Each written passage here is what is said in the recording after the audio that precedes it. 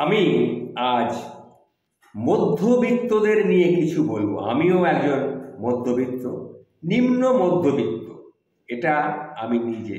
কিন্তু মধ্যবিত্ত হতে পেরেছি বলেই আমার কাছে আমি অনেক জীবনকে নানাভাবে দেখতে পেরেছি, জীবনের অর্থ আমি বুঝতে পেরেছি, জীবনটাকে উপলব্ধি করতে পেরেছি। অনেক উথাল পাথালের মধ্যে দিয়ে আমি চলেছি। জীবনটা কি সেটা আমি দারুণভাবে আমি উপলব্ধি করেছি, জীবনটাকে আমি ভোগ করতে পেরেছি। আমার জীবন এই অবস্থা থেকে আমি একটা কথাই বলবো যে মধ্যবিত্ত হওয়া কিন্তু একটা আশীর্বাদ। মধ্যবিত্তের জীবনে কিছু বিশেষ বিশেষ সুবিধা আছে, সেগুলো নিয়ে একটু আলোচনা করব এখন। যেমন ধরুন, BMW দাম বাড়ুক, আমার কিচ্ছু আসে যায় না। অডি আসুক কিংবা নতুন আইফোন লঞ্চ হোক, তাতে আমার কোনো প্রভাব পড়ে না। মধ্যবিত্তের অর্ধেক জীবন কেটে যায় ঝরা চুল বাঁচাতে আর বাড়তে থাকা পেটকে আটকে রাখতে। ফ্রুটি কোল্ড ড্রিঙ্ক তাদের ঘরে তখনই আসে যখন বাড়িতে ভালো কোনো অতিথি আসে। মধ্যবিত্তের বাড়িতে যেমন কাপড়ের ধরন, তেমনই ভাতেরও 3-4 রকমের ধরন থাকে। যেরকম ভাতের কীরকম ধরন না, রোজকার ভাত, সাধারণ অনুষ্ঠান আর পার্টি স্পেশাল, এটা মাথায় রাখবে।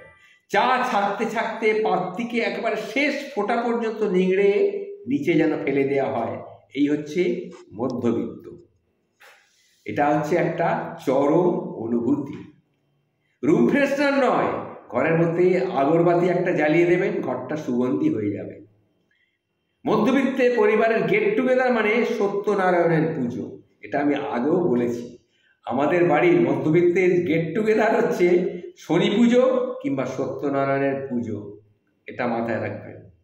সবাই সেখানে উপস্থিত হবে কি না, ফল একটু ছিন্নি খাবার জন্য।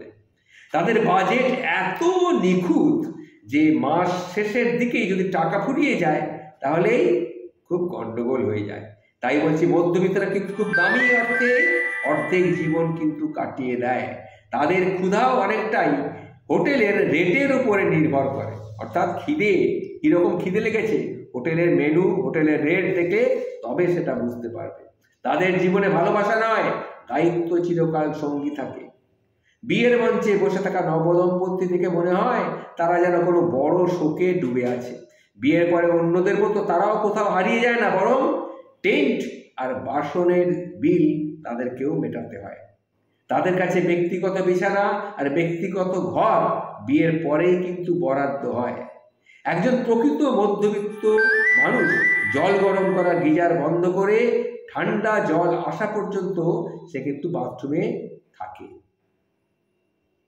অর্থাৎ একজন মধ্যবিত্ত মানুষ গরম জলের দরকার, তখন সে গিজারটাকে একটুখানি গরম জল পেরোলেই সে বন্ধ করে দেয়, আবার ঠান্ডা জল আসা পর্যন্ত অপেক্ষা করতে থাকে, কারণ ঠান্ডা গরম মিশিয়ে সে স্নান করবে।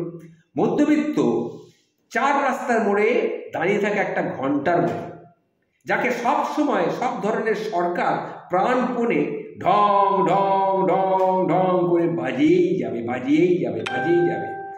সরকার মধ্যবিত্তকে কিন্তু বাজাতে খুব ওস্তাদ, এটা মাথায় রাখবেন। আর এই মধ্যবিত্তদের জন্যই কিন্তু সরকারটা এখনো এই জায়গায় দাঁড়িয়ে থাকে। তাদের বাজেট তারা পায় ঠিক সেই রকম যেরকম আমাদের মন্দিরের ঘন্টায় মারে। তবুও সাহস করে তারা সঞ্চয়ের চেষ্টা করে, কিন্তু কোনোদিনই তারা বাঁচাতে পারে না।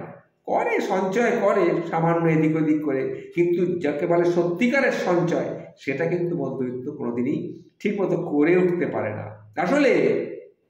আসলে হচ্ছে কি জানেন তো, এই মধ্যবিত্তের অবস্থা এমন যেন সে এমন এক পংক্তিতে বসে আছে যেখানে তার প্লেটে পড়ার আগেই পুরি সবজি ফুরিয়ে যাচ্ছে। দেখবেন প্লেটে পড়ার আগেই পুরিও আর সবজি ফুরিয়ে গেল। এটাই হচ্ছে মধ্যবিত্ত। তাদের স্বপ্নও সীমাবদ্ধ থাকে। ট্যাঙ্ক ভরেছে, মোটর বন্ধ করতে হবে। দুধ উতলে গেছে, তাড়াতাড়ি গিয়ে দুধটাকে ঠিক করতে হবে।